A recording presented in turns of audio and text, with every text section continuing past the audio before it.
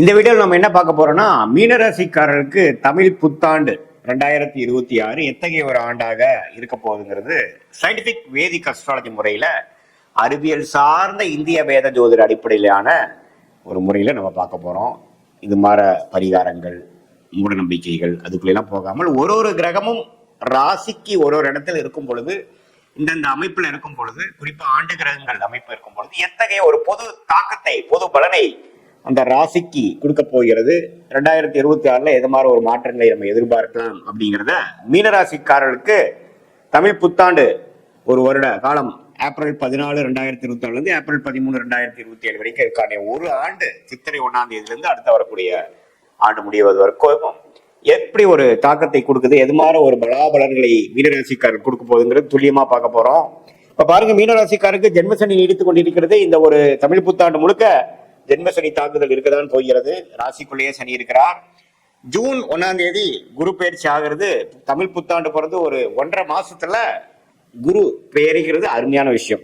என்ன ஆகுது, தொழில்ல ஃபுல்லா போக்கஸ் பண்ணிட்டு இருந்த மீனராசிக்காரங்கள் 5ஆம் இடத்துக்கு குரு மாறுவது ராசியை குரு பார்த்து ஜென்மசனி தாக்குதலை குறைக்குது, பிரச்சனையை கொஞ்சம் தீக்குது. இதுவரை நம்ம என்னடா பண்ண போறோம், அடுத்தது நம்ம எப்படிதான் பண்ணி மீள போறோம், சில விஷயத்துக்கெல்லாம் நமக்கு ஆன்சரே தெரியலையே, சொல்யூஷனே கண்ணுக்கு தெரிய மாட்டேங்குதே அப்படின்னு இருக்கக்கூடிய வியாபாரிகளா இருந்தாலும் சரி, தொழிலதிபர்களா இருந்தாலும் சரி, பெரிய முதலீட்டாளர்களா இருந்தாலும் சரி, வேலையில இருக்கிறவங்களா இருந்தாலும் சரி, மாணவர்களா இருந்தாலும் சரி, இல்லத்தரசிகளா இருந்தாலும் சரி, சில விஷயங்களுக்கு ஒரு சொல்யூஷன், கிளாரிட்டி கிடைக்கக்கூடிய அமைப்பு ஜூன் 2026 இருந்து புத்தாண்டு பிறந்து ஒரு 1.5 மாசத்துல இருந்தே உங்களுக்கு ஸ்லோவா உச்சகுருவின் பார்வை ராசி மேல விழுகும் பொழுது, அந்த சனி குருவின் பார்வை பெறும் பொழுது அதோட கோர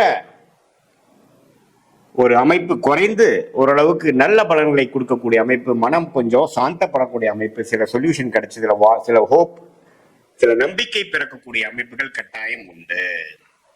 ஸோ அதனால இந்த ஜூன் மாசத்துக்கு அப்புறம் புத்தாண்டு பிறந்து 1.5 மாசத்துல நல்ல அமைப்பை கொடுக்கக்கூடிய ஜென்மசனி தாக்குதலை கட்டுப்படுத்தக்கூடிய ஒரு அமைப்பு இருக்குதுங்கிறது நீங்க தெரிஞ்சுக்கணும். அதுக்கப்புறம் ஒரு 6-7 மாசத்துக்கு அப்புறம் பாத்தீங்கன்னா ராகு கேதுவுமே 11ஆம் இடத்துக்கு போறாங்க. ராகு 11க்கு போறார், கேது 5க்கு வரார். ஸோ நல்லாவே ஒரு லாபம் பெறக்கூடிய அமைப்பு, புதுசா நம்ம எதிர்பார்க்காத சில ஆப்பர்ச்சுனிட்டிஸ் வர்றது. அடடா இது பரவாயில்ல, இதை வச்சு நம்ம கொஞ்சம் பிரச்சனையை தீர்த்துக்கலாம், பினான்சியல் பிரச்சனையா இருந்தாலும் சரி, உறவுகள பிரச்சனையா இருந்தாலும் சரி, ஹெல்த் இஷ்யூஸா இருந்தாலும் சரி, இதெல்லாம் கொஞ்சம் சால்வ் பண்ணிக்கக்கூடிய அமைப்பு வந்து பிற்காலத்துல அடுத்த வரக்கூடிய இந்த வருஷ கடைசியில உங்களுக்கு வருது.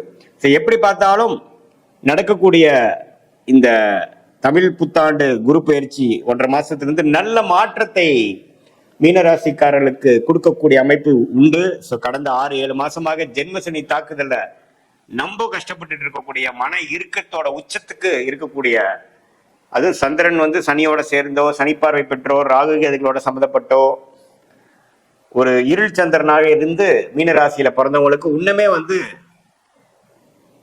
கிளாரிட்டி இல்லாத ஒரு அமைப்பு, மனம் இறுக்கமாக இருக்கக்கூடிய அமைப்பு, வயசு வித்தியாசம் இல்லாமல் எல்லாத்துக்குமே கொஞ்சம் பிரச்சனைகள். இதே வந்து ஒரு சிறிய வயதினராக இருந்தால் மனசு நம்ம கண்ட்ரோல் இல்லாம போய் தவறான விஷயத்துல போறது, இந்த நேரத்துல போய் கெட்ட பழக்கம் பழகிறது, அது மாதிரி விஷயங்கள்லாம் இளைஞர்கள் கொடுக்கும்.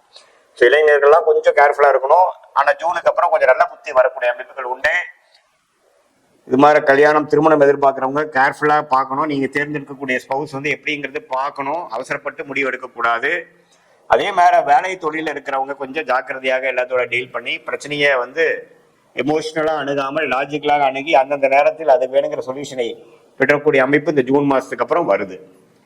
ஸோ ஜென்மசனியால் பாதிக்கப்பட்ட மீனராசிக்காரர்களுக்கு நல்ல ஒரு அமைப்பு. ராகுவும் 12ஆம் இடத்திலிருந்து விரயத்தை கொடுத்துட்டு இருந்து எந்த ஒரு பிரயோஜனம் இல்லாமல் இருந்த ராகு 11ஆம் இடம் என்ற லாபஸ்தானத்துக்கு போய் குருவின் பார்வை பெறுகிறார். இதெல்லாம் ஒரு அற்புதமான ஒரு மாற்றத்தை கொடுக்கக்கூடிய ஒரு ஆண்டாக மீனராசிக்காரர்கள் ஜென்மசனியை தாக்குதலிருந்து மீண்டு வரக்கூடிய ஒரு ஆண்டாக இருக்குதுங்க.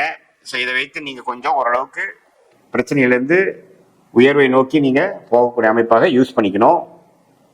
ஜூன் மாசத்துக்கு அப்புறம் நல்ல பலன்கள் உண்டு.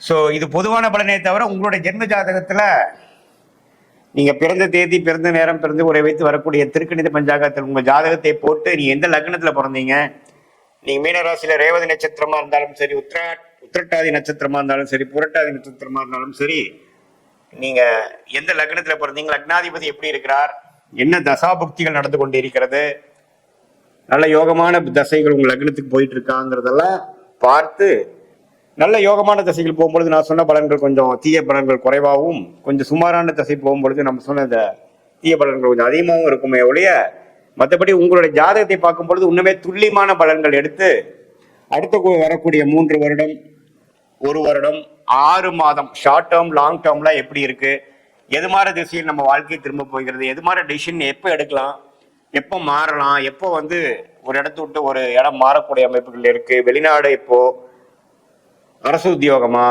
கார்பரேட் லைஃபா, தொழிலா, வேலையா, குடும்பத்துல உறவுகள், கல்யாணம் எப்போ, குழந்தை பேர் எப்போ எதிர்பார்க்கலாம், எப்போ நமக்கு சுப விஷயங்கள்லாம் தடைகள் நீங்க போகிறது, எப்போ கடன் அடையும், எப்போ பிரச்சனையிலேருந்து நான் மீண்டு வருவேன், இது மாதிரி பல விஷயங்கள் எந்த ஒரு மூட நம்பிக்கையிலையும் போகாமல், பரிகாரங்கள்லாம் போகாமல் எப்படி இருக்கு கிரகம், எந்த மாதிரி காமிக்குது, எது மாதிரி விஷயங்கள் நம்ம காத்து கிடைக்கிறது, எது மாதிரி திசையில நம்ம எது மாதிரி செய்தால் நம்ம ஒண்ணுமே நம்ம பலன்களை, நம்ம வாழ்க்கை விஷயத்தை ஒண்ணுமே நம்ம மேம்படுத்த முடியும், நம்ம பொட்டன்ஷியல் எப்படி இன்க்ரீஸ் பண்ண முடியுங்கிற அளவுக்கு நம்ம கண்டிப்பா சயின்டிபிக் வேதிக் அஸ்ட்ராலஜி முறையில கண்டிப்பா பார்த்து அதுக்கு வேணுங்கிற தீர்வுகளை தேர்ந்து எந்தெந்த டைம் லைன்ஸ் என்ன, எது மாதிரி யோகமான தொழில், யோகமான படிப்பு, யோகமான வேலை, எந்த துறை நமக்கு நல்லா இருக்கும், எந்த நேரத்துல மாறலாம், எப்போ நமக்கு ஓரளவுக்கு எக்ஸஸ் ஆஃப் அமௌண்ட் உங்களுக்கு கடன் அடையும், எப்போ குடுக்கல் வாங்கல பிரச்சனை தீரும், எப்போ வம்பு வழக்குகள் தீரும், வழக்குகள் உங்களுக்கு சாதகமா எப்போ வரும், எப்போ போடலாம், எல்லா விஷயங்களும் பார்த்தீங்கன்னா ஓரளவுக்கு சயின்டிபிக் வேதிக் அஸ்ட்ராலஜியில் உங்களோட இண்டிவிஜுவல் சார்ட் எப்படி இருக்குது, 9 கிரகங்கள் 12 கட்டத்துல 27 நட்சத்திரங்கள் எப்படி படர்ந்து இருக்குது, அதை வைத்து உங்க கர்ம பலன் என்ன சொல்லுது அப்படிங்கிறத சயின்டிபிக்காக நம்ம பார்த்து அது மூலமாக நம்மளுடைய வாழ்க்கை முடிவுகளையும் திட்டத்தையும் திட்டி அது பிரகாரம் நம்மளுடைய டைம்லைன்ஸ் நம்ம போகும் பொழுது தேவையற்ற பண விரைவு, பண விரயங்கள், டைம் வேஸ்ட், சமய விரயங்கள், இது எல்லாத்தையும் தவிர்த்து நம்ம பிராப்தம் என்ன, நம்மளோட ஜாதகம் என்ன சொல்லுது, எந்த கிரகம் நல்லா இருக்கு, எந்த நேரத்தில் நம்ம பொறுமையா இருக்கணும், எந்த நேரத்தில் வேகமா செயல்படணும், எந்த நேரத்தில் ரிஸ்க் எடுக்கணும், எந்த நேரத்தில் மாறுவது நல்லது, மாறினா இந்த நேரத்தில் நல்லா இருக்குமா, எதை நோக்கி நம்ம போகலாம், நமக்கு அடுத்து வரக்கூடிய லாங் டேர்ம் பிளான் எப்படி இருக்கு, நம்ம நினைக்கிற மாதிரி வாழ்க்கை அமையிற மாதிரி இருக்கா, அல்லது நம்ம ரிஸ்க் எடுத்து நம்ம மாட்டிக்கூடாதா அப்படிங்கிறது எந்த விதத்திலையும் மூட நம்பிக்கையில போகாமல் துல்லியமான பலன்கள், நம்ம கிரகம் எந்த அமைப்புல இருக்கு, திக்பலம், ஸ்தானபலம், திருப்பலம் பொறுத்து உங்க கர்மா எப்படி செயல்படுங்கிறத துல்லியமாக பார்த்து அதன் மூலமாக நல்ல கிளாரிட்டி பெற்று வாழ்க்கையில் தேவையற்ற விஷயங்களை தவிர்த்து நேர்முகமாக போய் எந்த ஒரு எதிர்மறையான ஒரு எண்ணங்களை போகாமல் வாழ்க்கையில் எளிதில் வெற்றி பெற முடியும் என்று சொல்ல விரும்புகிறேன். மீண்டும் மற்றொரு காணொலியில் சந்திப்போம். நன்றி, வணக்கம்.